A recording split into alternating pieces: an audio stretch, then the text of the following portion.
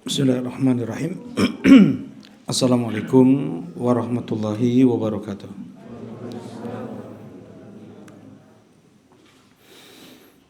Innal hamdalillah nahmaduhu wa nasta'inuhu wa nastaghfiruh wa na'udzu billahi min shururi anfusina wa min sayyiati a'malina. May yahdihillahu fala mudilla lahu wa may yudlil fala hadiya lahu. Asyhadu an la ilaha illallah wahdahu la syarika lah wa asyhadu anna Muhammadan abduhu wa rasuluh sallallahu alaihi wa ala alihi wa sahbihi wa sallama tasliman katsira, amma ba'd. Qala Allah ta'ala fil Qur'anil Karim, ya ayyuhalladzina amanu taqullaha wa qulu qawlan sadida yuslih lakum a'malakum wa yaghfir lakum dhunubakum wa may yuti'illaha wa rasulahu faqad faza fawzan 'azima. Alhamdulillah, kita bersyukur dengan kita memuji Allah Subhanahu wa taala yang mutlak karena limpahan nikmat, rahmat dan ihsan-Nya. Di pagi hari Kamis ini kembali Allah mudahkan kita untuk duduk berkumpul di rumahnya dalam majelis thalabul ilm, dalam majelis ilmu. Mudah-mudahan amal ibadah kita diterima oleh Allah Subhanahu wa taala dan mudah-mudahan menjadi sebab diampuni dosa-dosa kita, dipermudah langkah kaki kita menuju surga Allah Subhanahu wa taala. Allahumma amin. Nah, insyaallah pada kesempatan pagi ini kita akan membahas satu tema, yaitu tentang fiqh al-i'tikaf, fikih i'tikaf ya. Nah, apa itu i'tikaf? Secara bahasa, i'tikaf adalah luzumu syai' wa habsun nafs alaih, yaitu menetap pada satu tempat dan menahan jiwa atau menahan diri di tempat tersebut. Nah, kalau secara bahasa i'tikaf ini ya dalam bahasa kita ya, dalam bahasa Indonesia, mudahnya kita untuk memahami adalah bertapa. Ya, bertapa. Ada orang bertapa di gua, di gunung, di sungai, Nah, mereka menetap berdiam diri di satu tempat dalam waktu yang lama. Nah, ini secara bahasa i'tikaf itu seperti itu. Dan ibadah i'tikaf ini sudah dilakukan sejak dulu, ya. Syariat Nabi Ibrahim alaihi salatu wassalam, sebagaimana Allah berfirman, wa tahhir baitiya lit-taifina wal qa'imina war ruk'i sujud. Ini yang di surat Al-Hajj. Yang di surat Al-Baqarah Allah menyebutkan wal akifin, ya, untuk mereka yang beritikaf. Jadi Allah Subhanahu wa taala sudah mensyariatkan ibadah itikaf sejak Nabi Ibrahim alaihi salatu wasalam. Ataukah apakah sebelum Nabi Ibrahim sudah ada syariat tersebut? Wallahu alam. Tetapi kalau dalam ayat ini Allah Waalaikumsalam warahmatullahi. Allah Subhanahu wa taala menyebutkan Masjidil Haram diantaranya adalah untuk mereka yang beribadah i'tikaf, ya. Nah, perlu diketahui bahwasanya apapun amal ibadah yang Allah Subhanahu wa taala syariatkan untuk umat manusia dari lisan para nabi, baik itu sholat, sujud, ruku, i'tikaf, puasa, ya, tawaf, yang itu menjadi syiar-syiar ibadah dalam Islam ini, itu dilakukan oleh kaum musyrikin, ya, itu dilakukan oleh para syayatin terhadap pengikut-pengikut mereka yang mau bekerja sama dengan para setan, ya, para penyihir, para dukun. Mereka yang bekerja sama dengan para setan, mereka ingin disembah sebagaimana Allah disembah, sesuai dengan ibadah-ibadah yang Allah syariatkan kepada manusia. Ya, misalnya tadi tawaf. Ada sebagian setan mereka mau bekerja sama dengan para penyihir, dengan para dukun, dengan syarat mereka tawaf. Ada tawaf di kuburan. Dulu di zaman Nabi ada namanya Dzul Khulasah, ya, dikeramatkan. Itu ditawafi. Ya. Padahal tawaf hanya boleh di sekitar Ka'bah saja. Tidak boleh di tempat lain lagi. Karena ada ibadah seperti itu, maka setan pun ingin juga, ya, diibadahi sebagaimana Allah diibadahi seperti itu. Nah, mereka tawaf, sujud ke kuburan, sujud untuk Allah. Mereka pun sujud ke kuburan lah, sujud ke batu lah, sujud ke pohon lah. Nah, puasa, coba. Ada setan mensyaratkan puasa dengan syarat-syarat tertentu, ya, untuk ilmu ini, ilmu itu, ilmu kebalah dan yang lainnya. Nah, di antaranya pula adalah i'tikaf, ya. Mereka kaum musyrikin, mereka biasa i'tikaf, ya, di depan patung-patung mereka. Yaqufuna ala asnamillahum, mereka beriktikaf di hadapan berhala-berhala mereka. Bertapa di depan kuburan, bertapa di depan atau di sekeliling pohon keramat, batu keramat, berdiam diri, ya. Dan ini ada pada ibadah, ada pada agama-agama lain. Nabi Musa alaihi salatu wassalam ketika pergi bertemu dengan Allah Subhanahu wa taala atau berbicara dengan Allah, ditinggalkan kaumnya hanya 40 hari.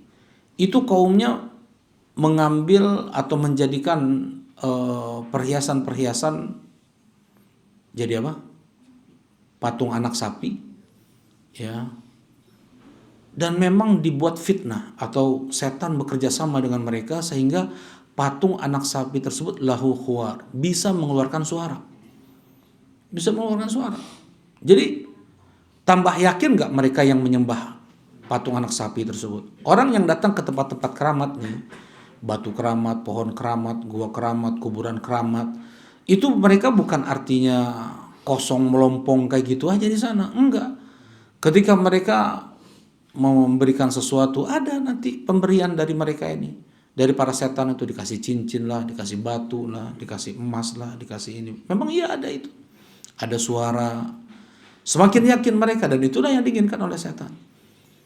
Ya, walaupun mungkin kejadiannya cuma sekali dari 10 kali mereka datang, dari 100 kali mereka datang, itu semakin memperkuat apa?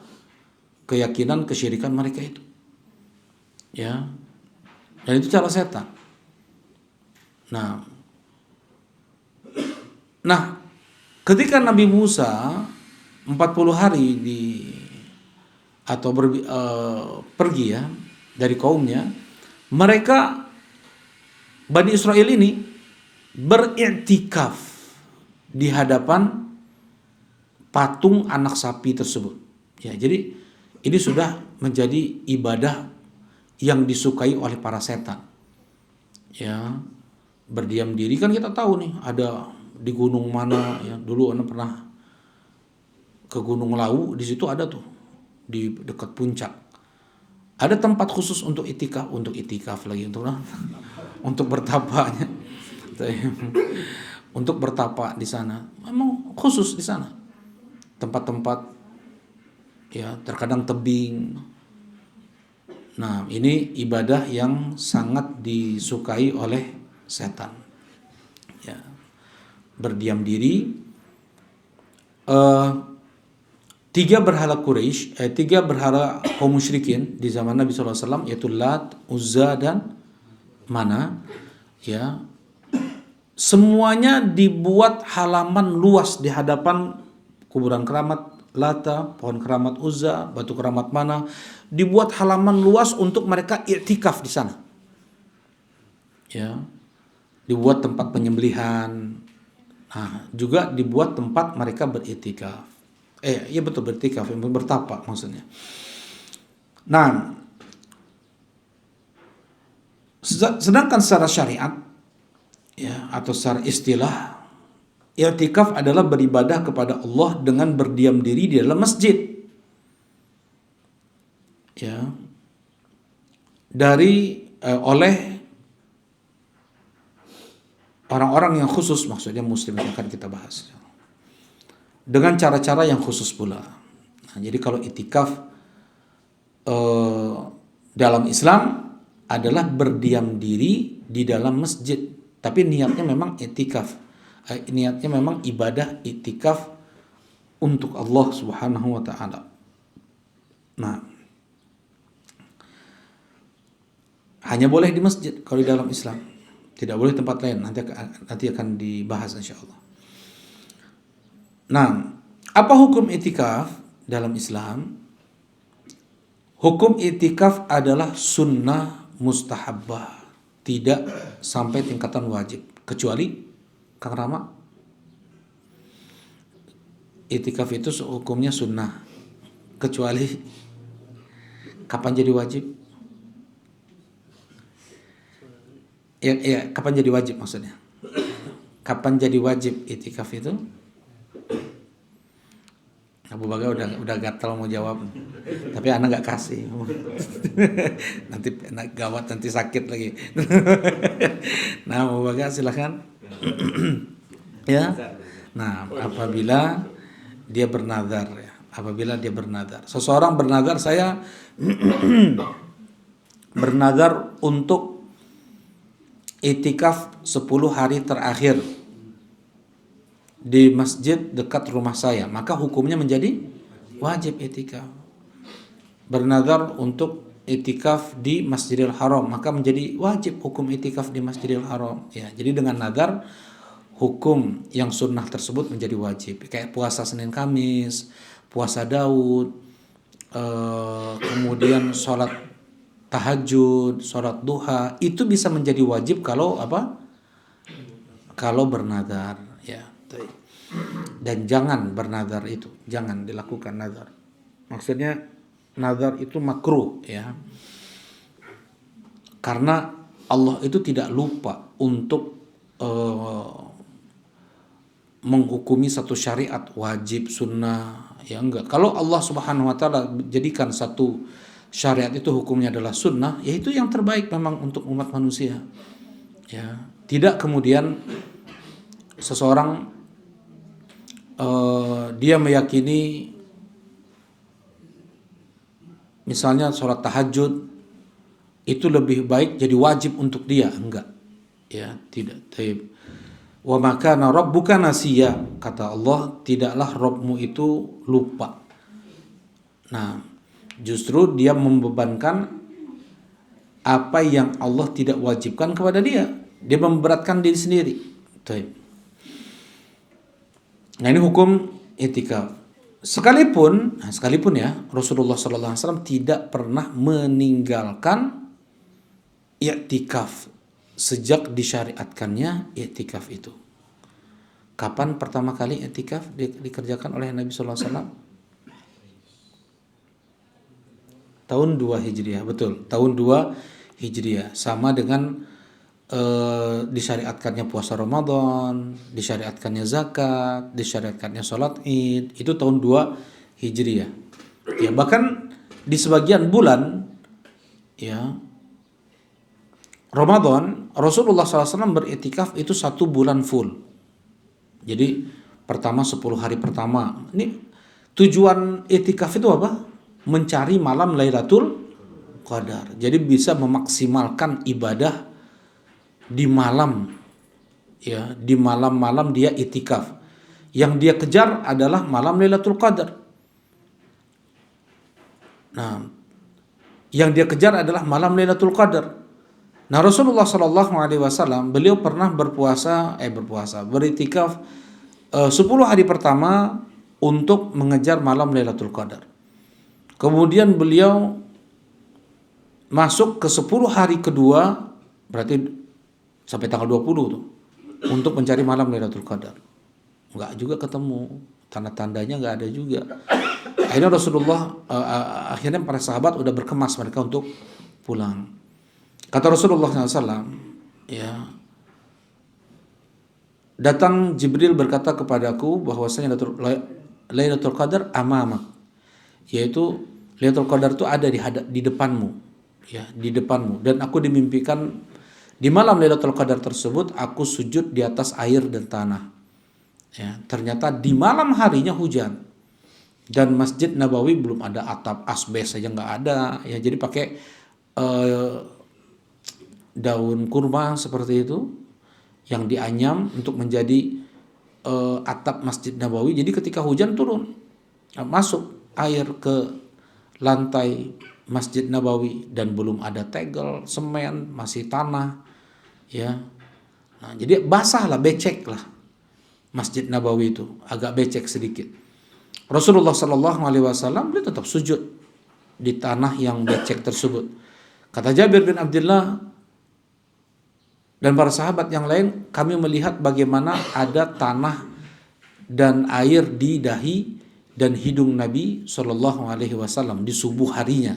Berarti malam 21 tuh berarti. Terjadi di zaman Nabi di malam 21 Lailatul Qadar itu.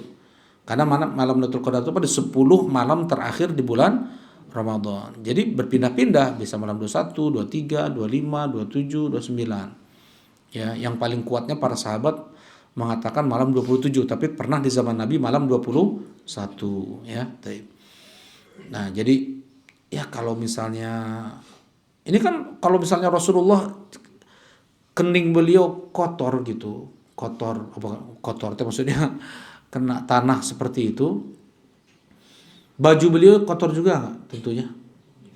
Tentunya kotor juga kan, ya. Jadi ada di saat-saat, di waktu-waktu kita mungkin ya jangan ya nggak apa-apalah berkotor-kotor untuk sholat misalnya.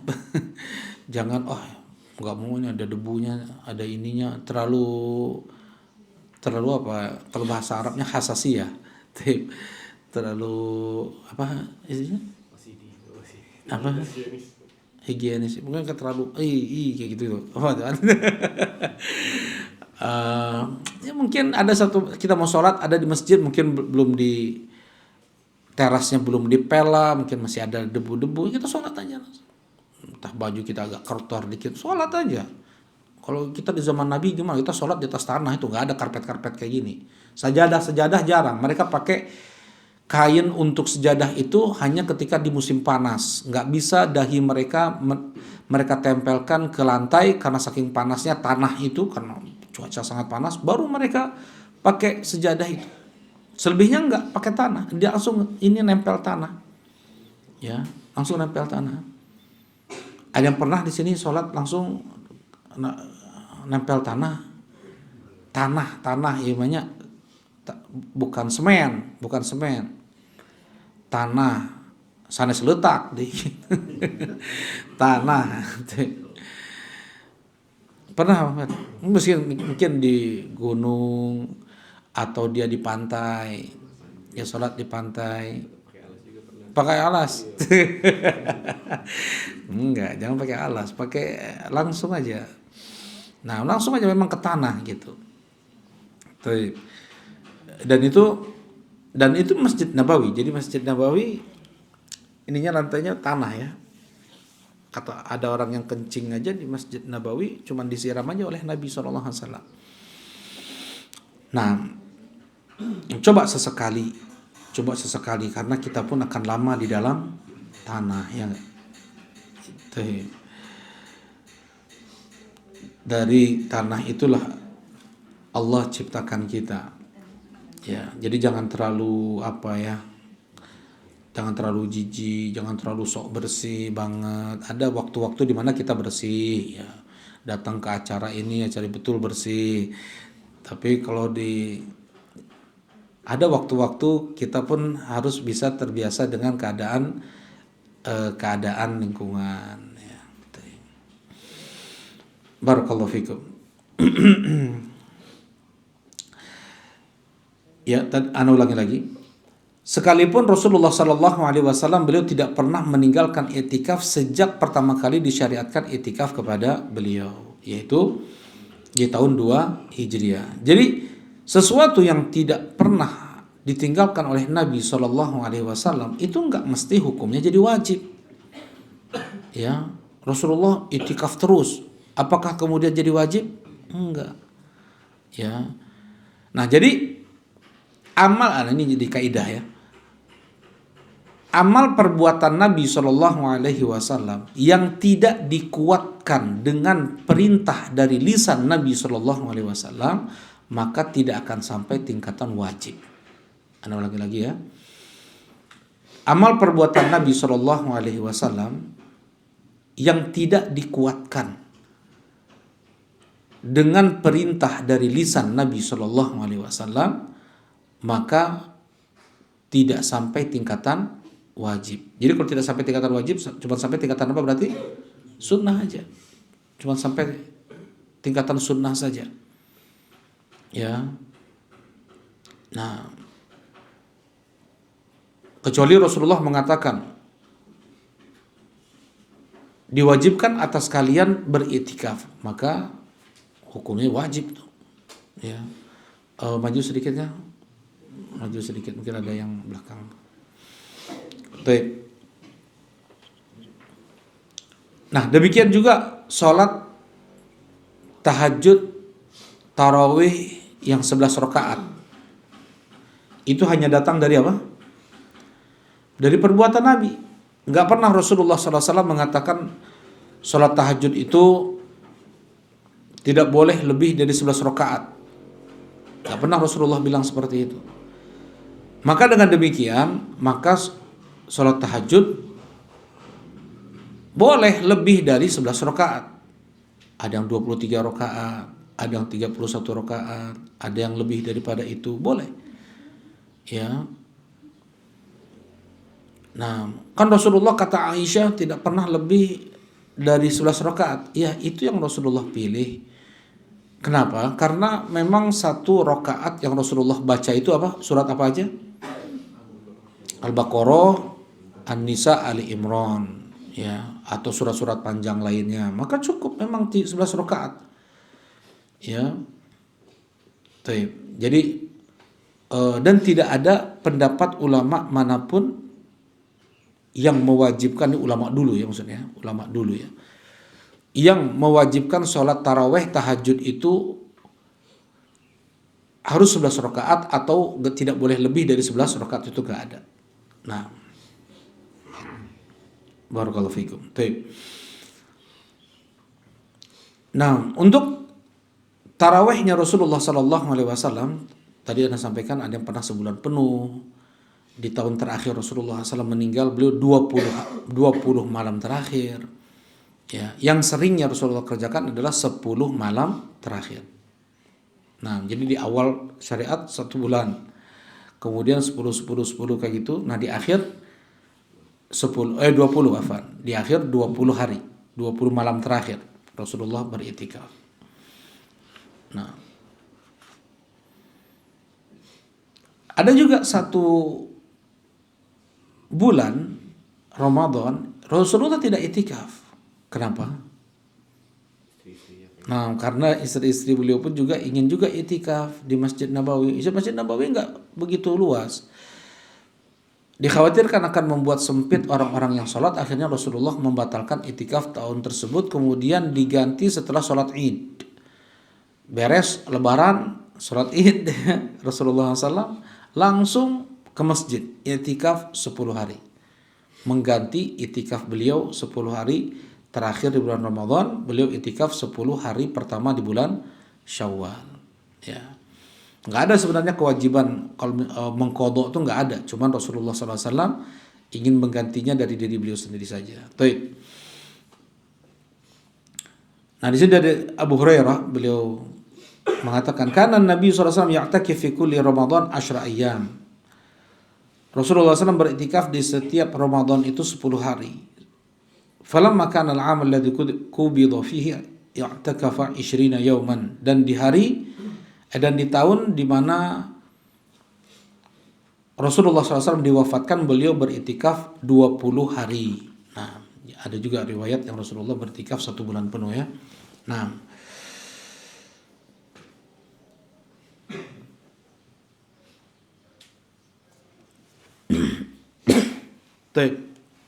apa sih tujuan itikaf? Tujuan itikaf sebagaimana kata Ibnu Qayyim, lamma kana salahul qalbi wa istiqamatu ala tariqi sayrihi ila Allah ta'ala mutawaqqifan ala jam'iyyatihi ala Allah, wa lamma sha'athu bi iqbalihi bil kulliyah ala Allah ta'ala, fa in sha'at al qalb la yalummu illa al iqbal ala Allah. Baik.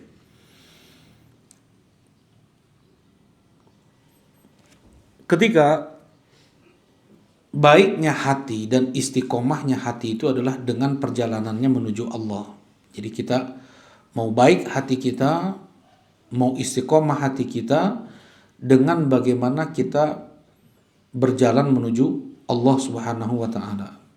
Ya, kita kumpulkan hati kita untuk Allah Subhanahu wa taala.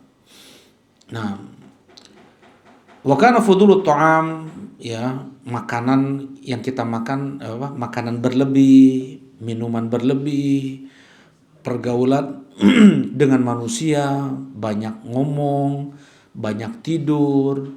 Ini yang menyebabkan banyak banyak yang menjadi sebab kotornya hati lah, mudahnya seperti itu aja.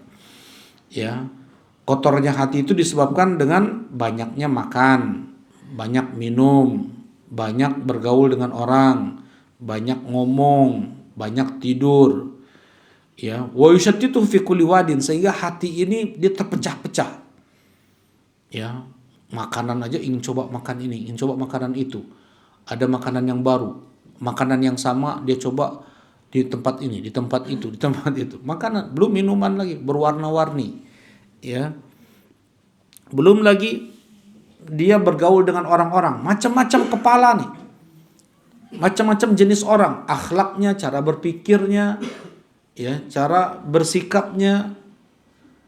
Kemudian apa yang kita ucapkan, dari permasalahan termos sampai permasalahan astronot, mungkin kita ucapkan nih, betul-betul terpecah hati kita. Ya, tidur begitu juga. Nah, ini yang membuat hati seseorang terpecah, hati seorang kotor, ya. Ini yang membuat terhambat perjalanan hatinya menuju Allah Subhanahu wa taala. Ya, membuat hatinya lemah, bahkan berhenti, dia tidak lagi berlanjut untuk menuju Allah Subhanahu wa taala. Ya. Dengan itu Allah Subhanahu wa taala dengan kasih sayangnya mensyariatkan puasa. Mensyariatkan puasa. Yang membuat seseorang mengurangi lebih makannya, lebih minumnya, dan membuat hatinya lebih fokus, ya, dari berbagai macam bentuk syahwat yang bisa menghalangi dia untuk berjalan menuju Allah Subhanahu wa taala. Baik. Nah, wa syara'a lahumul i'tikaf, Allati maqsuduhu wa ruhu uquful qalbi 'ala Allah taala. Dan disyariatkan untuk manusia beriktikaf yang itu adalah ruhnya hati ya, untuk bisa beriktikaf untuk Allah Subhanahu wa taala. Dia kumpulkan hati dia untuk Allah Subhanahu wa taala, dia berduaan dengan Allah. Ya, dia memutus wal inqita' anil ishtighali bil khalqi, dia memutus hubungan dengan makhluk, tidak ada kesibukan dikit pun dengan makhluk lagi. Wal ishtighal bihi wahdah, dan menyibukkan diri hanya dengan Allah Subhanahu wa taala saja. Ya. Selalu ingat Allah, bagaimana dihadirkan cinta dia kepada Allah. Nah, baik. Nah, ini tujuan ya, bagaimana kita mengumpulkan hati kita yang selama 12 bulan itu 11 bulan lebih terpecah-pecah hati kita itu. 11 bulan itu terpecah-pecah hati kita. Kadang dengan itu semua nggak sadar kita ini hamba Allah. Lupa kita ini budak Allah Subhanahu wa taala. Ya, sehingga tidak tunduk kita dengan perintah Allah Subhanahu wa taala karena saking banyaknya pergaulan ini, nggak jaga pergaulan, nggak jaga lisan, nggak jaga apa yang dilihat, apa yang didengar, apa yang dimakan, apa yang diucapkan. Ya, dengan itu hati dia terpecah-pecah, lupa dia dari Allah Subhanahu wa taala. Ya, sekarang ini ya banyak orang dia nggak tunduk dengan perintah Allah. Ya, dia melanggar syariat Allah karena dia lupa jati diri dia. Ya. Dan memang dilupakan dari keluarga yang memang orang tuanya sendiri pun tidak pernah mengajarkan kepada anaknya bahwasanya dia terlahir itu untuk beribadah, itu nggak pernah. Ya. Nah, memang orang tuanya sendiri yang membuat anaknya ini lalai dari al-ubudiyah, penghambaan kepada Allah Subhanahu wa taala. Ya, jadi udah betul-betul mengeras hati tersebut, udah nggak tahu ini dia nih terciptanya untuk apa sih? Memang untuk kerja gitu. Ya, dia ini hidup ini untuk kerja. Ya, untuk makan, untuk hanya melampiaskan syahwat. Nggak ada bedanya dengan binatang berarti. Ya, nggak ada bedanya dengan binatang kalau hanya untuk makan dan melampiaskan syahwat. Seperti itulah hidup binatang. Ya. Nah jadi apa yang kita dengar, apa yang kita lihat, apa yang kita baca, ya, itu membuat hati seseorang jauh dari Allah Subhanahu wa taala. Nah, kemudian Allah memberikan syariat-syariatnya dari sholat 5 waktu, puasa Ramadan, dan yang lebih lagi adalah iktikaf untuk seorang hamba dia sadar siapa jati dirinya yang sebenarnya. Ya, sholat 5 waktu, jangan lupa, jangan dunia. Dia kerja, harus dia letakkan dahi dia ke tanah sebagai bentuk penghinaan diri dia kepada Allah Subhanahu wa taala. Dia udah di depan komputernya, dia udah merasa udah bisa bikin gedung bertingkat, dia sudah merasa bisa bikin mobil, pesawat. Ada waktu yang sujud heula. Ya, dia merasa hebat, merasa jago nih, merasa tinggi nih. Karena saya, enggak, sujud dulu. Harus tahu siapa jati dirimu sebenarnya. Ya, hinakan dirimu untuk Allah Subhanahu wa taala. Nah, ada syariat puasa. Ya. Lebih lagi adalah itikaf. Apa itu itikaf sebenarnya sih? Itikaf itu adalah memutus hubungan dengan makhluk. Memutus hubungan dengan makhluk. Tadi kayak bertapa kan, orang bertapa nggak ada jual, dia jajan, dia belanja ke pasar, nggak ada. Ya, dia tidur di tempat di mana tidak biasa dia tidur. Dia makan dengan makanan yang tidak biasa dia makan. Dia minum atau dia tinggal seperti itu itikaf itu. Ya. Sebagian orang dia nggak bisa tidur kecuali di tempat tidurnya. Ya. Nah, ini dia lawan nih. Dan ada waktu, memang sebenarnya ya, bukan hanya itikaf aja setahun sekali aja, enggak. Memang ada waktu, harusnya per hari itu, setiap hari ada waktu kita menyendiri, ya. Kita nggak dengan keluarga kita, nggak dengan anak istri kita, nggak dengan saudara kita, nggak dengan teman-teman kita. Ada waktu di mana kita itu ada setiap hari lah kita menyendiri, ya, berkhulwat dengan Allah Subhanahu wa taala, menyendiri. Dan ini diantara amalan 7 golongan yang dinaungi oleh Allah Subhanahu wa taala di hari yang tidak ada naungan kecuali naungannya. Ya, karena nanti kita akan bersendirian di liang lahat. Enggak kita ditemani oleh anak istri kita, tidak kita ditemani oleh teman-teman kita, enggak ada lagi teman-teman nongkrong kita, enggak ada itu. Ya. Nah, untuk persiapan kita bersendirian nanti, ya, persiapan itu adalah itikaf ini. Sehingga kita ada uns. Jadi kita nggak merasa kesepian ketika kita sendirian itu, kita nggak merasa kesepian. Kan ada orang kalau dia sendirian stres ya.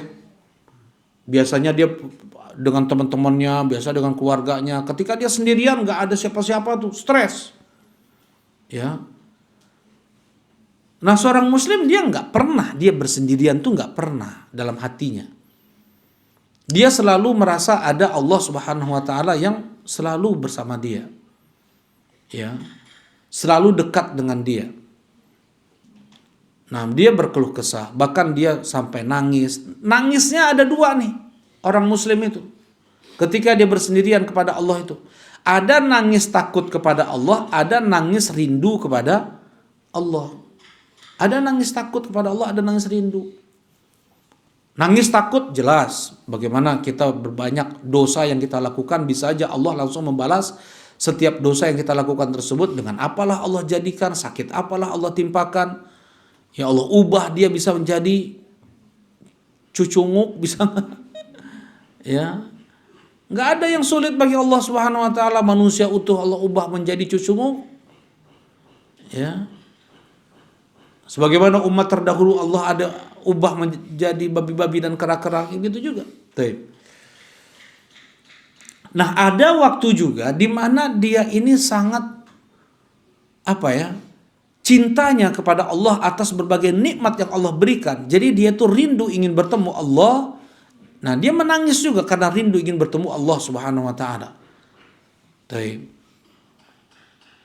Nah, terlebih tentunya ketika itikaf, ya. Jadi setiap hari itu kadang ada kita waktu sendirian, kita baca Quran, kita berzikir, kita istighfar, kita dengan Allah Subhanahu wa taala aja gitu.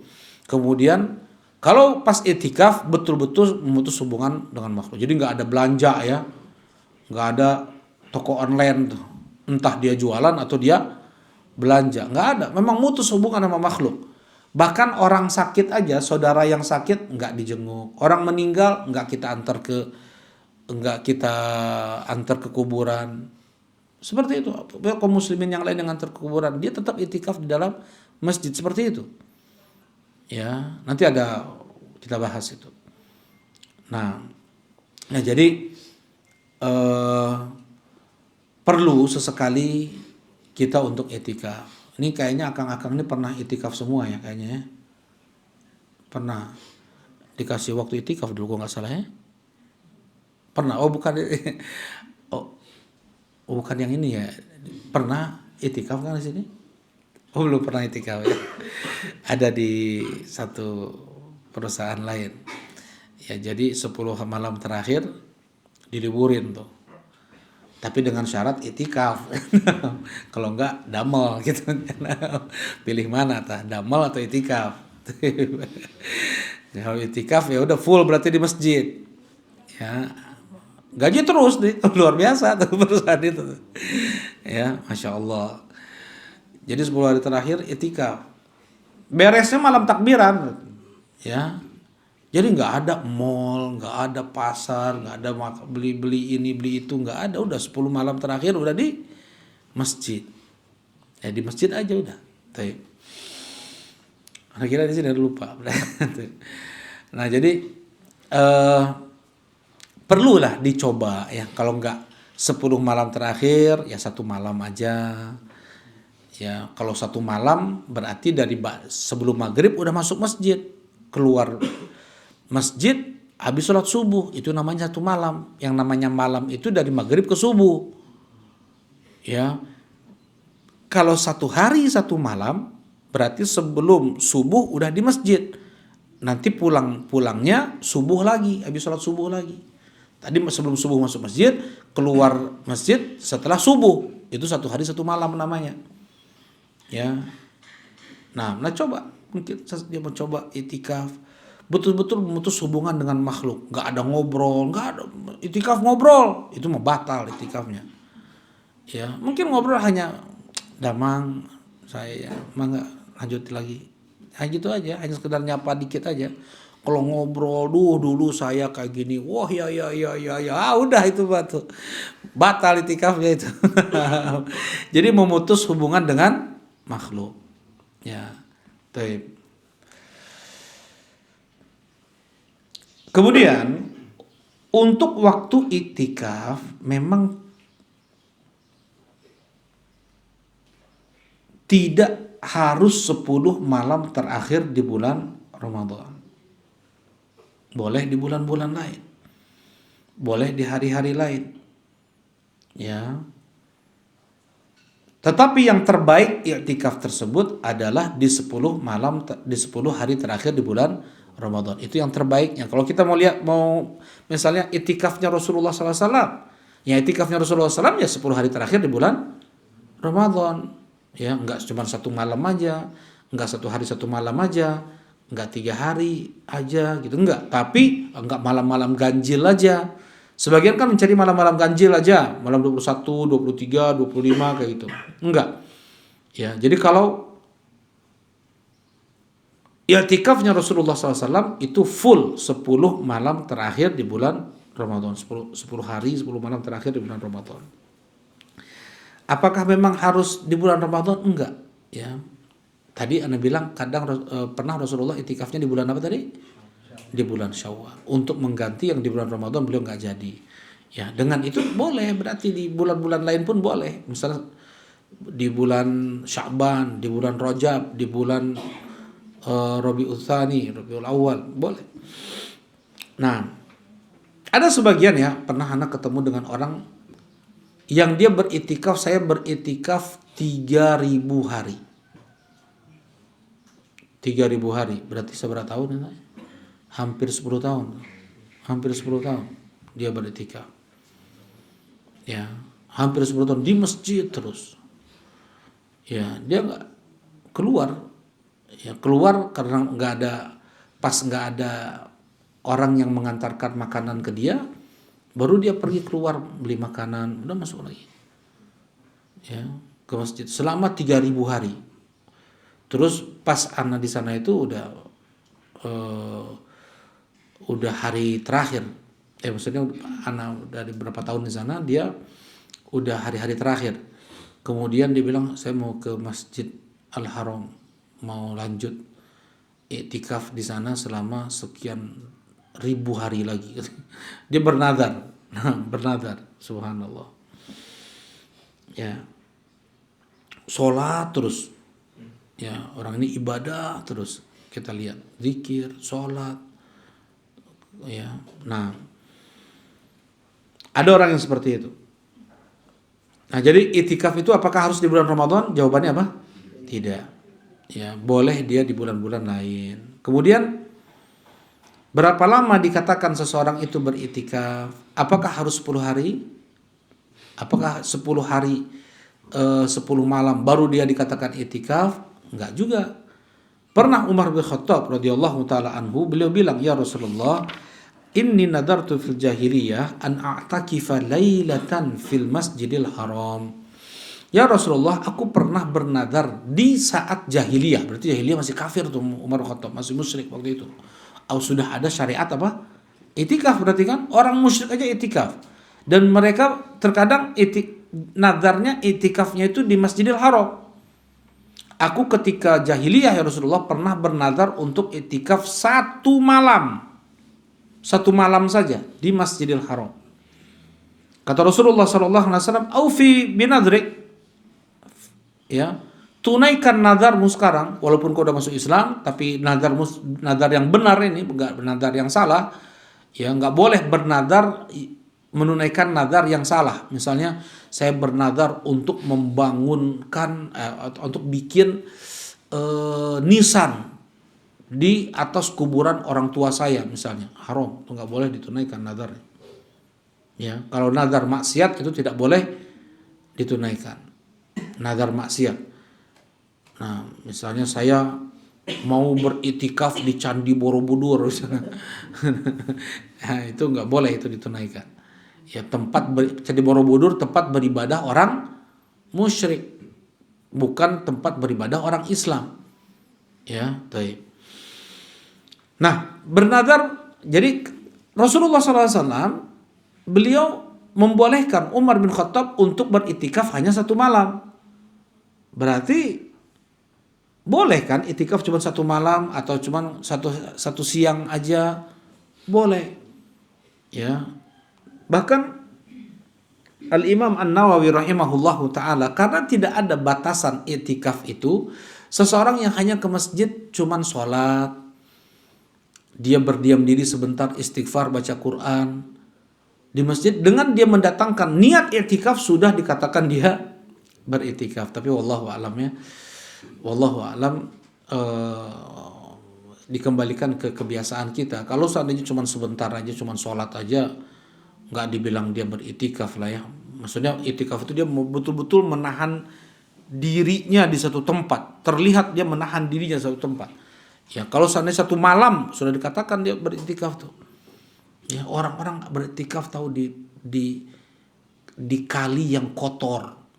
Ya, ada di Solo itu kali yang tempat pembuangan limbah batik ya, sampai warnanya kadang merah, kadang biru, kadang ungu, kadang hitam legam ya. Nah, mereka yang cari-cari ilmu-ilmu seperti apa, mereka itikaf cuma segini nih, kepala mereka keluar dari air. Ya, itu air kotor penuh najis. Ya, dan mereka segini. Tuh, hanya kepala mereka keluar kayak gitu. Seluruh tubuhnya terendam dalam air tersebut. Itikaf itu teh. Ya, beritikaf mereka di tempat seperti itu. Ya, cari ilmu. Ya, sebagian untuk cari-cari ilmu apa itu? Ilmu jadi belut. Ya. Ya, ada itu ilmu belut itu. Subhanallah. Ditewak hese cenah ya, mencopet maling naon lah. Ditewak hese asup karena toilet leungit kumaha belut gitu ada ya. Nah, ini memang bukan cerita-cerita, ini memang iya ini. Nah, jadi itikaf itu bisa 1 malam, bisa kurang dari itu, bahkan boleh kurang dari itu. Pokoknya kelihatan orang ini dia berdiam diri di dalam masjid. Ya, pernah nggak tahu ya diniatkan itikaf atau tidak. Siapa? Uwais Al-Qarani. Tahu Uwais Al-Qarani? Uwais Al-Qarani, beliau ini hidup di zaman Nabi tapi belum pernah bertemu dengan Nabi. Apa namanya? Kalau orang yang pernah hidup di zaman Nabi tapi belum pernah hidup di zaman Nabi tapi beriman dengan apa yang datang dari Nabi, apa namanya? Kalau bertemu dengan Nabi, dia beriman, mati dalam keadaan muslim, namanya sahabat.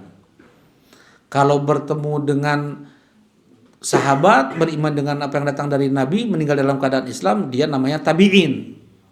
Nah, kalau hidup di zaman Nabi, tapi belum pernah bertemu dengan Nabi, apa namanya?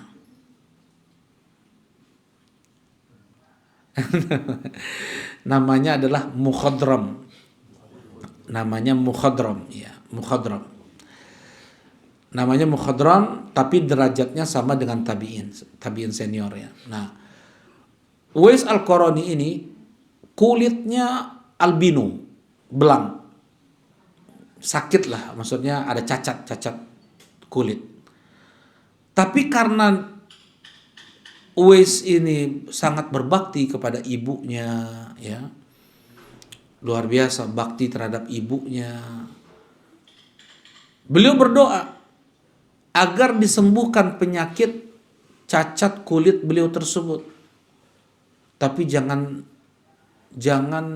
engkau sembuhkan sempurna ya Allah. Berikan aku tetap tanda di lenganku agar aku bisa melihat terus bagaimana pernah aku sakit cacat kulit sebelumnya. Itu sembuh. Dengan doa itu sembuh sakit cacat kulit Uwais Al-Qarani, kecuali hanya sebesar 1 dinar ya, sebesar 1 dinar di tangan beliau, agar beliau masih ingat, ya udah sembuh, jangan sampai jangan sombong, jangan apa, ingat oh dulu pernah sakit, harus rendah hati. Ya, banyak orang ya setelah sakit atau dia pernah miskin, dia setelah Allah beri kaya, Allah kasih sembuh, dia sombong. Ada yang seperti itu. Ya. Di antara amalan Uwais Al-Qarani adalah dari sholat subuh itu di masjid terus sampai Isya. Di antara yang beliau amalkan. Entah beliau niatkan itikaf atau bagaimana. Ya. Dan Abu Bakar juga Umar Ibn Khattab sampai diperintahkan oleh Nabi SAW untuk meminta doa Uwais Al-Qarani. Setiap ada rombongan dari Yaman, dari negeri Qoron, ada nggak di rombongan kalian ini yang bernama Uwais? Zaman Abu Bakar nggak ada, nggak di zaman Umar ada. Engkau Uwais, ya. Engkau yang ada cacat kulit pada saat, iya. Allah sembuhkan, iya. Engkau punya ibu, iya. Nah, tolong doakan aku wahai Uwais.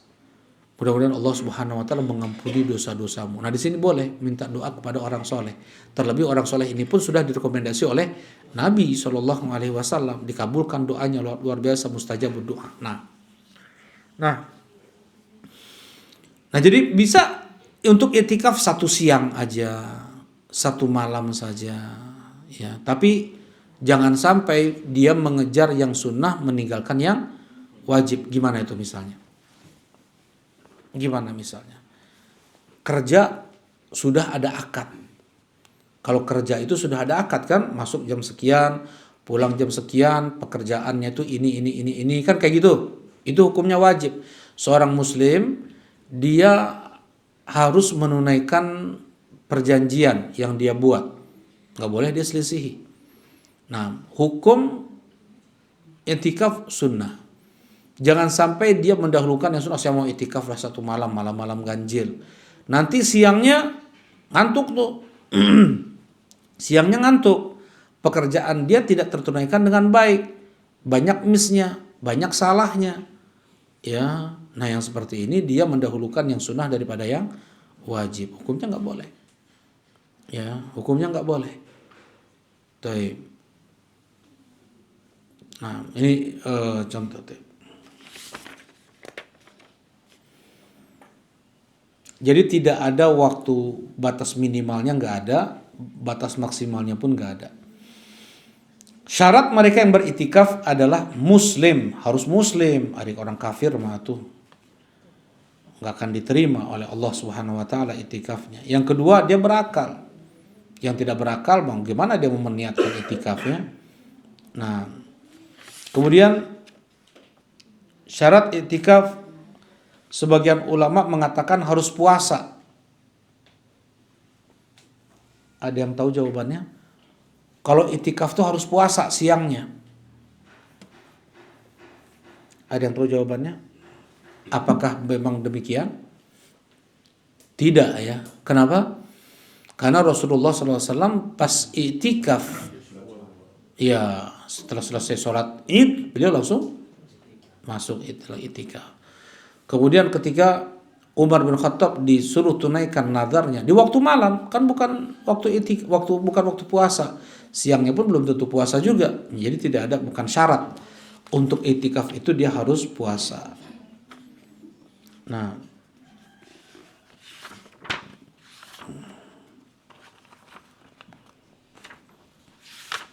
baik.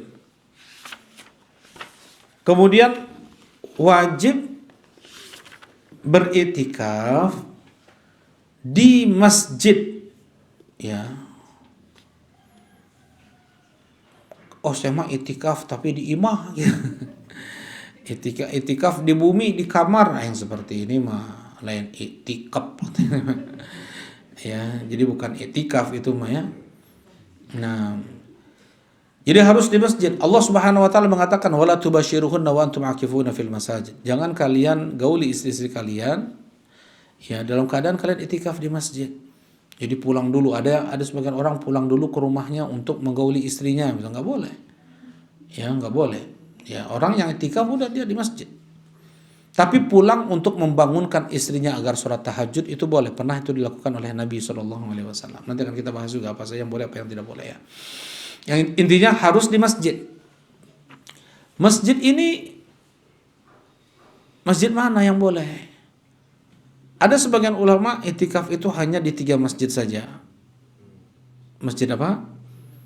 Masjidil Haram, Masjid Nabawi, Masjid Al-Aqsa.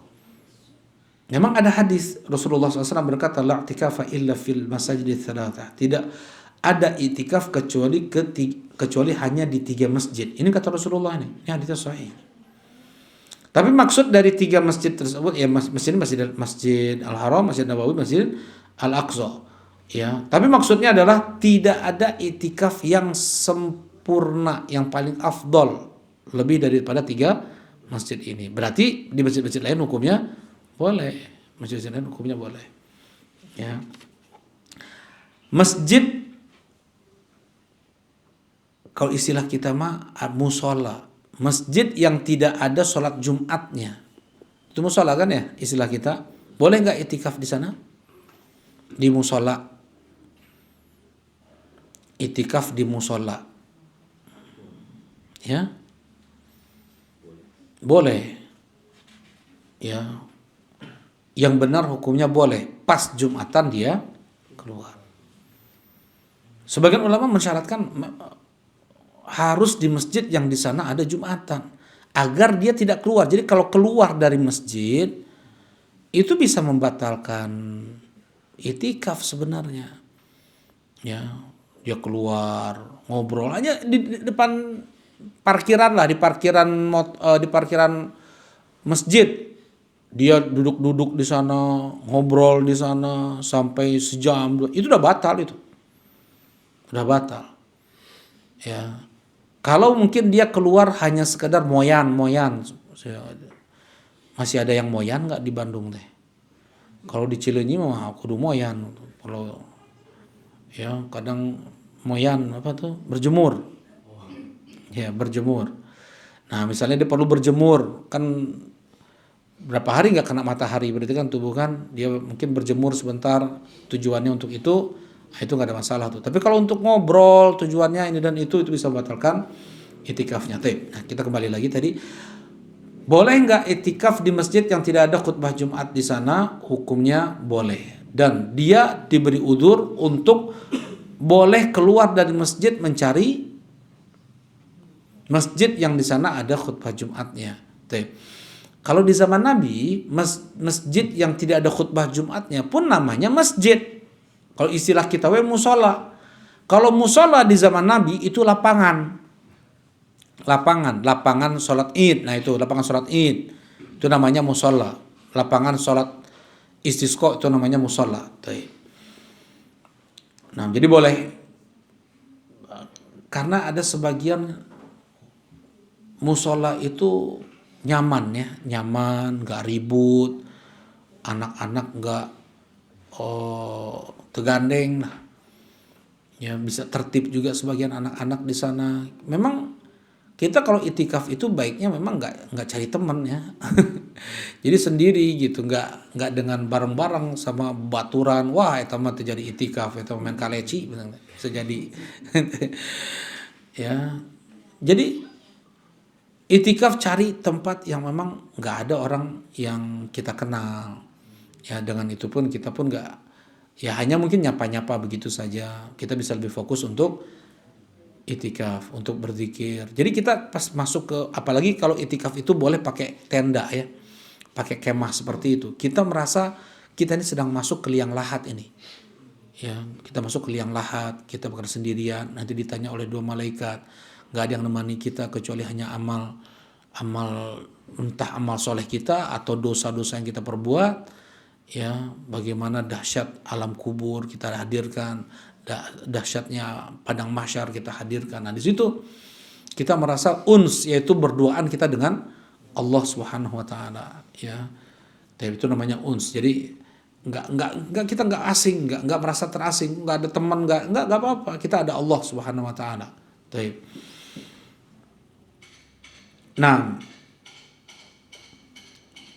kan masjid teh macam-macam.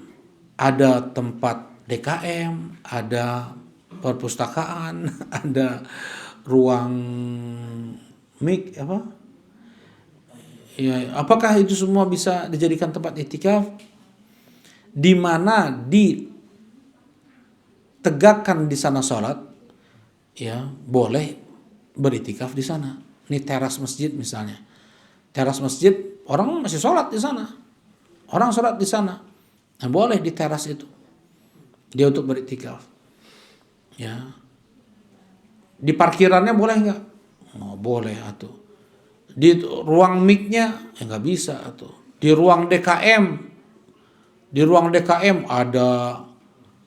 ada kursi, ada tempat tidur sebagian sana, udah kayak rumah sendiri aja di sana. Tapi nggak boleh. Walaupun sebagian orang membolehkan ya untuk iktikaf di ruang DKM, tapi pendapat Anda nggak boleh karena tidak dipakai untuk sholat. Ya, karena di mana di masjid tersebut dipakai untuk sholat, ya yang setiap 5 waktunya sholat pakai untuk sholat, maka di situ boleh dia beriktikaf. Nah,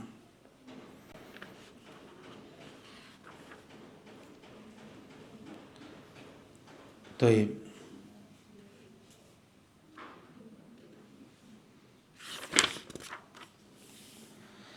Kemudian kapan mulai seseorang beriktikaf? Kalau dia mencari 10 malam terakhir di bulan Ramadan, berarti kapan masuk iktikaf karena malam ke-21. Jadi masuknya sebelum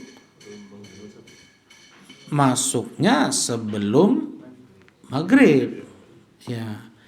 Jadi pas ini misalnya kita kan puasa malam 20 misalnya sekarang nih. Ya, nanti malam 21. Nah, sebelum maghrib kita udah di masjid. Ya, kita buka di masjid, itu berarti kita masuk dari tanggal 21 seperti itu. 10 hari atau 9 hari tergantung Ramadan. Nah, kapan keluarnya? Keluarnya ya sampai habis bulan Ramadan. Kapan habis bulan Ramadan? Ketika terbenam matahari terakhir kan, terbenam matahari. Iya, tergantung sedang isbat juga betul. Iya. Ya, tunggu sedang isbat. Biasanya jam 7. Nah, misalnya malam itu 1 Syawal. Berarti di malam itu kita sudah boleh keluar. Oh enggak, lusanya kita 1 Syawal. Berarti masih itikaf dan langsung beres adzan maghrib atau masuk maghrib kita udah boleh pulang ke rumah, ya. Nah, ini masuk itikafnya. Ya Rasulullah sallallahu alaihi wasallam ini kan Rasulullah SAW idza arada ya'takif shallal fajr tsumma dakhala mu'takafah.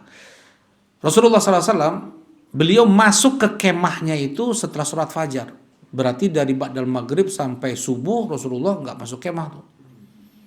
Sholat Rasulullah, zikir dan yang lainnya. Nah, setelah selesai sholat subuh baru masuk kemah beliau. Nah, jadi gimana kalau kita mau masuk kemah langsung? Ya langsung, sebagian orang masuk kemah tidur terus ada juga di dalam kemah. Terus sholat taraweh ayah. Ini mah kayaknya lari dari rumah ya, ada masalah di rumah itu. Ya. Nah, apa saja amalan orang-orang yang itikaf? At-tasyaghul bis shalah, disibukkan hendaknya dia dengan salat. Ya, karena salat adalah ibadah yang paling membuat dia bisa berbisik-bisik dengan Allah, bermunajat dengan Allah, berduaan dengan Allah. Kata Rasulullah SAW, fa innahu yunaji rabbahu, sesungguhnya dia sedang berbicara, sedang dia berbisik-bisik dengan Allah Subhanahu wa taala. Ya. Nah, jadi ada sholat apa aja emangnya? Sholat-sholat sunnah yang ada sebab itu jelas. Ya. Ingin sholatnya banyak gitu, sholat apa yang bisa banyak gitu? Sholat apa? 2 rakaat, 2 rakaat, 2 rakaat, 2 rakaat, terus aja gitu. Enggak, yang ada sebab kan tadi. Yang ada sebab tadi. Ya. Qiyamul lail, boleh. Qiyamul lail ya malam. Salat duha, betul. Ya, ana pun berpendapat salat duha itu tidak ada batas jumlah rakaatnya.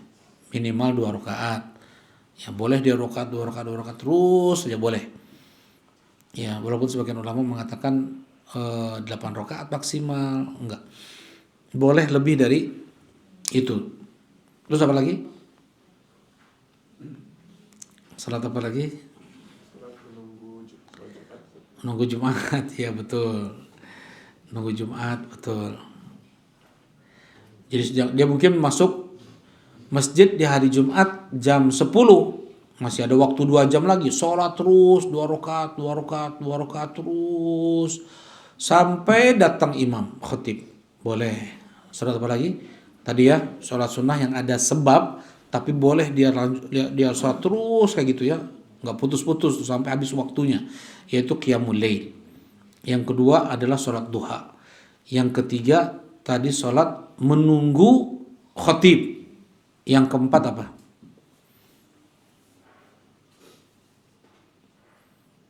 Sholat apa? Sholat wudu. Sholat wudu. Sholat wudu, maksudnya setelah selesai wudu kita sholat ya. Kata Rasulullah SAW, man tawaddu'a nahwa wudu'i hadza thumma shalla rak'atain la yuhaditsu fihi ma nafsah ghufira lahu ma taqaddama min dhanbi.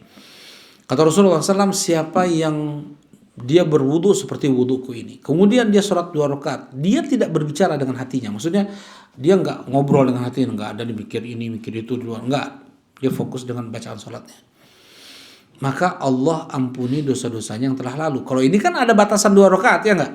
Ya, tetapi hadis Bilal ketika Rasulullah bertanya, wahai Bilal, apa yang kau lakukan? Aku mendengar suara terompah sandalmu di masjid. Aku mendengar suara terompahmu di masjid. Kata Bilal, ya Rasulullah, aku tidaklah berwudu kecuali aku sholat setelahnya makutibali. Apa makutibali? Yang Allah takdirkan untukku. Maksudnya yang Allah takdirkan untukku, ya seberapapun aku sholat. Tapi 2 rakaat, 2 rakaat. 2 rakaat terus gitu. Jadi nggak ada batasannya juga. Nah, jadi 2 rakaat wudu. Kemudian yang kelima adalah sholat antara maghrib dan isya. Sholat antara maghrib dan isya. Dari selesai kita sholat maghrib, ya, 2 ba'diyah maghrib selesai, sholat aja terus sampai masuk isya, sampai adzan isya. Nah, jadi ada sholat-sholat di mana kita ini ada sebabnya, kita boleh terus 2 rakaat. Nah, kalau sholat sunnah mutlaqah itu nggak boleh terus dilakukan di waktu tertentu. Wah, saya selalu di waktu ini. Sholat sunnah mutlaqah nggak boleh. Ya, seperti sholat mutlaqah boleh, ya duha boleh, pada zuhur boleh, pada maghrib boleh, pada isya juga boleh. Cuman nggak boleh terus di waktu-waktu itu aja misalnya. Jam 2 misalnya dia terus sholat, ya nggak boleh dia sampai 3 hari berturut-turut di situ itu terus, nggak boleh.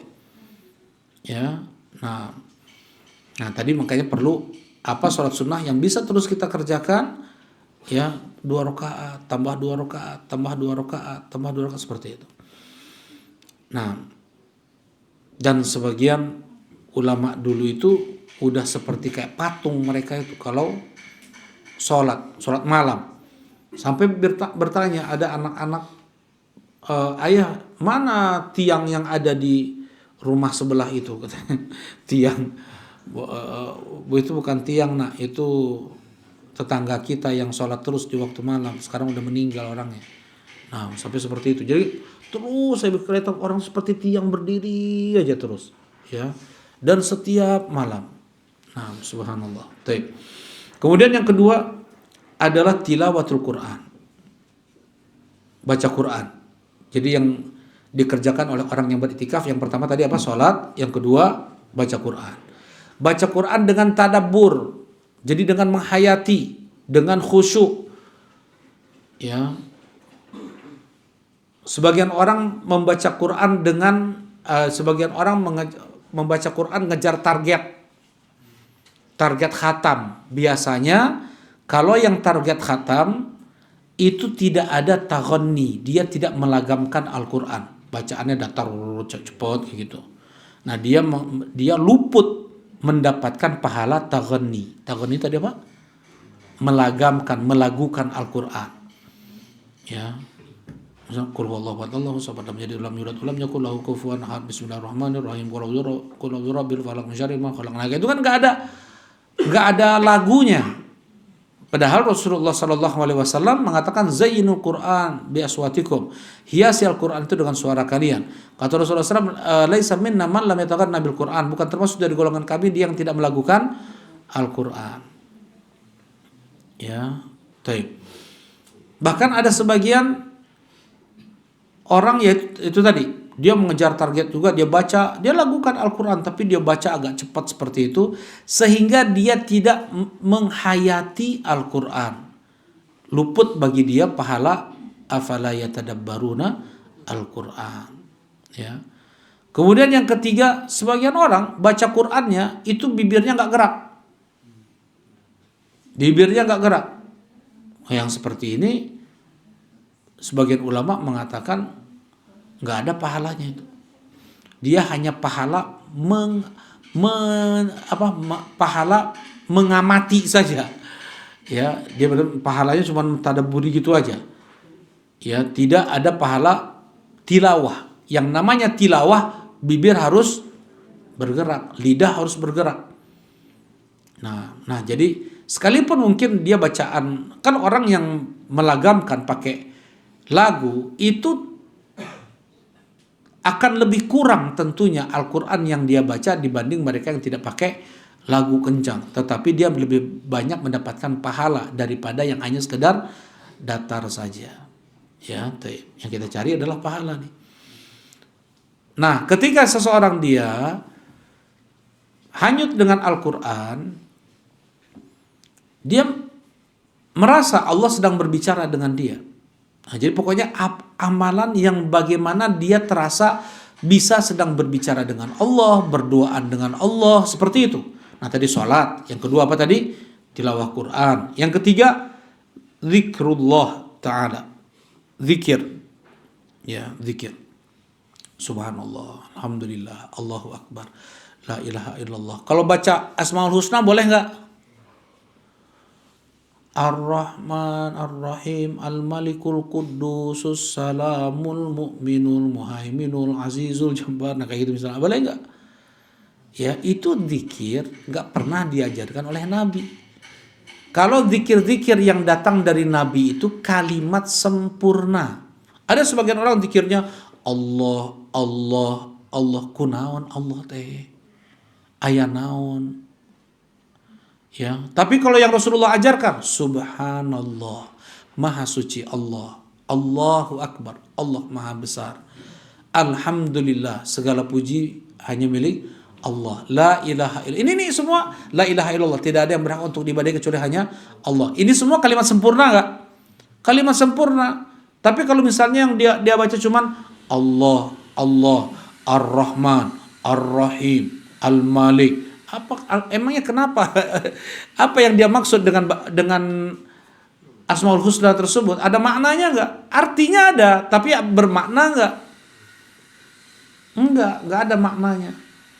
Ya, dan Rasulullah pun tidak pernah mengajarkan berzikir dengan hanya sekedar berzikir hanya dengan membaca Asmaul Husna, nggak pernah.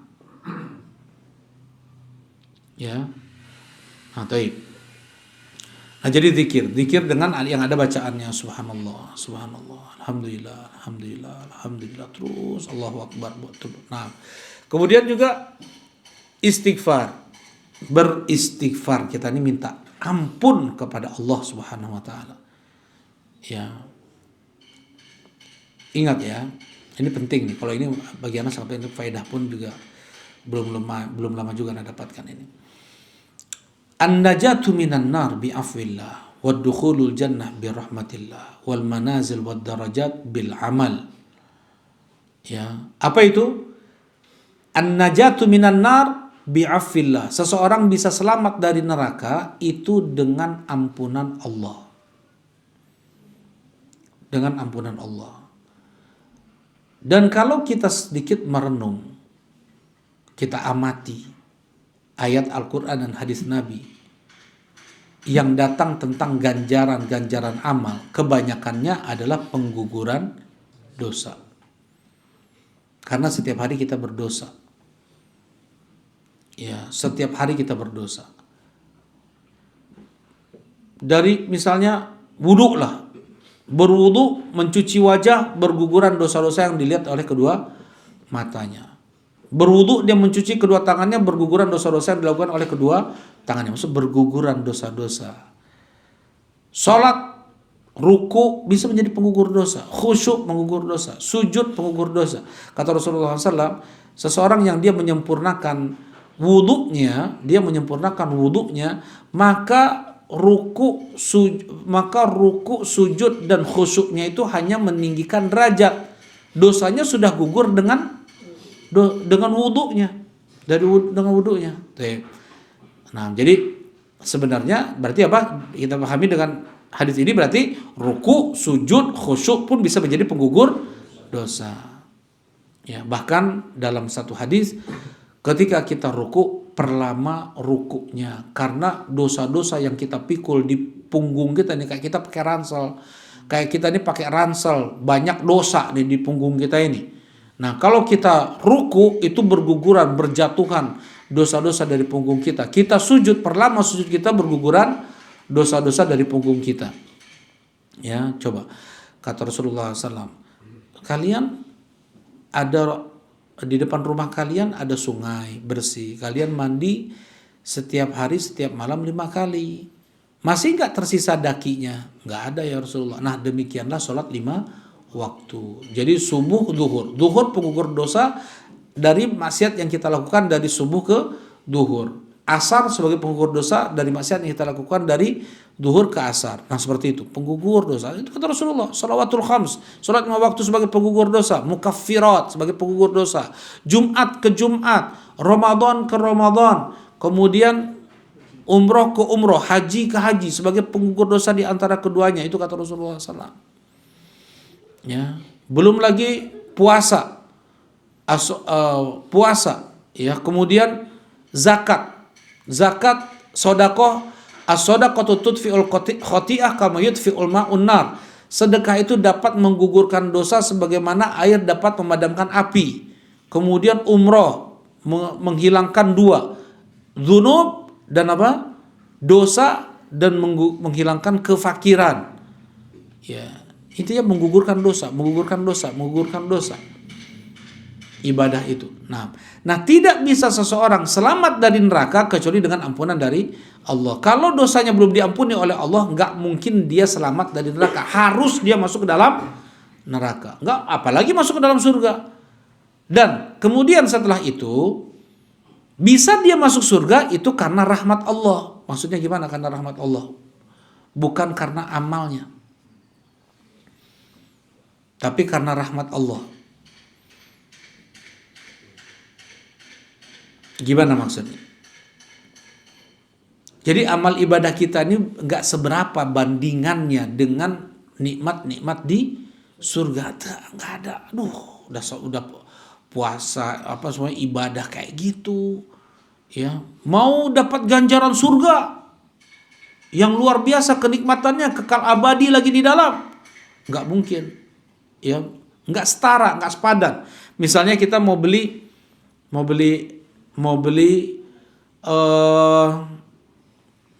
baju lah misalnya, harganya 100.000, ya kita cuma punya uang 1.000, ya nggak mungkin ada beli 100.000, harga 100.000 dengan uang 1.000, nggak mungkin gitu, ya. Nah, jadi yang bisa memasukkan seseorang ke dalam surga adalah rahmat Allah. Allah menjadikan amal yang tidak seberapa kita lakukan itu menjadi sebab dia masuk ke dalam surga. Jadi rahmat Allah yang masukkan kita ke dalam surga. Rahmat Allah. Amal nggak banyak, ya nggak sempurna lagi ibadahnya. Tuh, kasih sayang Allah seperti Anda pernah contohkan ya. Pernah contohkan, misalnya dia punya kakak developer nih, ya punya bikin banyak rumah, dia pun punya banyak rumah, orang kaya kakak kita. Ya kemudian bilang, kak belilah satu rumah, nah. Mau rumah yang mana dek? Dia sayang sekali nih sama adiknya nih. Mau rumah yang mana? Rumah yang itu. Oh itu rumahnya. Itu harganya, rumah itu harganya 20 miliar. Ya. Dan di dalamnya udah full, udah lengkap tuh. Sudah ada mobil, ya sudah ada mobil sportnya, mobil untuk ke gunung, udah ada mobil untuk city car-nya, motor pun udah ada 20 di sana. Harganya tadi 20 miliar lebih. Ya. Punya uang berapa, Dek? Aduh, Bang, kurus salawe, gaduh salawe, ya, cuman 25 perak. Nggak ada sekarang ya, nggak ada uang 25 peraknya. Ya, siapa yang pernah ya, maksudnya cuman sekarang uang kecil berapa? 150 pun nggak ada sekarang ya. Udah jarang. 100 sudah jarang. Cuman ada uang 1.000, Kang. Cina bilang, ini 1.000 nih. Mana sini? Kata kakaknya, mana uang nih 1.000? Sini. 1.000. Nih diambil uang 1.000-nya. Ah, ini sertifikat. Ini BPKB, ini BPKB-nya udah segini nih, ambil semuanya untuk adik. Tuh ambil kayak gitu. Karena sayangnya dia kepada adiknya. Nah, seperti itulah masuk surganya seorang hamba ke dalam surga Allah. Nggak ada amal kita tuh nggak seberapa. Udahlah sholat kita nggak bener, ya. Kemudian nggak khusyuk, nggak sempurna kita kerjakan, nggak banyak lagi. Lebih banyak waktu untuk kita buang dengan hal-hal yang percuma, ya, untuk mendapatkan surga yang kekal abadi di dalamnya. Mual kajamban di surga apa? Mau makan sebanyak apapun, makan nggak ada kita sakit perut, ya, nggak ada toilet di sana, ya, semuanya berubah menjadi keringat, keluar jadi keringat, jadi harum wangi, ya, nggak ada rasa sedih lagi, nggak ada rasa kecewa selama-lamanya, ya. Gak ada namanya apa istilahnya, apa musibah, jerawat, apa gak ada lagi jerawat, gak ada lagi ketombe, gak ada semuanya di sana sempurna, kehidupan sempurna, ya. Jadi yang memasukkan seseorang ke dalam surga Allah itu apa? Rahmatnya. Kata Rasulullah, la yudkhilukumul jannata bi amalikum, tidak akan masuk ke dalam surga karena amal kalian. Wala anta ya Rasulullah, sekalipun engkau ya Rasulullah, sekalipun aku. Walakin yataqabbadan Allahu bi rahmati, tapi Allah telah melimpahkan rahmatnya untukku. Jadi ya Allah mewajibkan untuk dirinya melimpahkan rahmat hanya dengan amal yang tidak seberapa, dengan itu dia masuk surga. Harus ada amal, apa? Iman dan amal soleh. Dua ini kunci surga itu. Dua ini kunci surga. Ya. Ya tadi contohnya, nggak mungkin kita mau membeli rumah dengan uang 1.000 perak, nggak mungkin. Kayak gitu. Kita mau, kalau misalnya orangnya nggak mau ngasih, ya nggak akan kasih itu. Ya, taib. Dan Allah lebih sayang kepada kita daripada ibu kita kepada kita. Ya. Jadi Allah tuh ngasih, mudah untuk memaafkan. Nah, apa kata Allah Subhanahu wa taala? Menukilkan ucapan penghuni surga yang sudah masuk surga. Alhamdulillahilladzi azhaba 'annal hazan. Inna rabbana laghafurun syakur. Alladzi ahallana darul muqamah. Kata mereka, segala puji bagi Allah yang telah menghilangkan rasa sedih dari hati kami. Gak ada sedih lagi. Ya. Inna rabbana laghafurun syakur. Ini ada dua ini. Sesungguhnya Rabb kami, dia maha pengampun lagi maha bersyukur. Maha pengampun, dosa banyak diampuni oleh Allah. Sedikit amal disyukuri oleh Allah. Manusia dikasih sedikit, nggak bersyukur. Dikasih sedikit, kadang bilang nuhun, kadang enggak. Manusia tuh. Ya. Tapi dikasih yang banyak, nah baru bersyukur manusia. Allah Subhanahu wa taala nggak butuh kita, nggak butuh syukur kita, nggak butuh amal kita. Ketika kita beramal sedikit saja, Allah mensyukurinya dengan berlipat-lipat. Hanya memberi minum seekor anjing yang kehausan, Allah gugurkan dosa-dosanya. Allah jadikan dia orang yang soleh. Allah masukkan dia ke dalam surga. Menghilangkan atau mematahkan gangguan di jalan. Bisa ada ranting nih, Allah syukuri perbuatannya. Nah, hanya perbuatan kecil bisa menjadi besar di sisi Allah. Allah itu syakur. Nah, dan kemudian berada di surga seseorang itu tingkat ini sesuai dengan baru amal perbuatannya. Ya, nah jadi tadi 3. Apa yang pertama?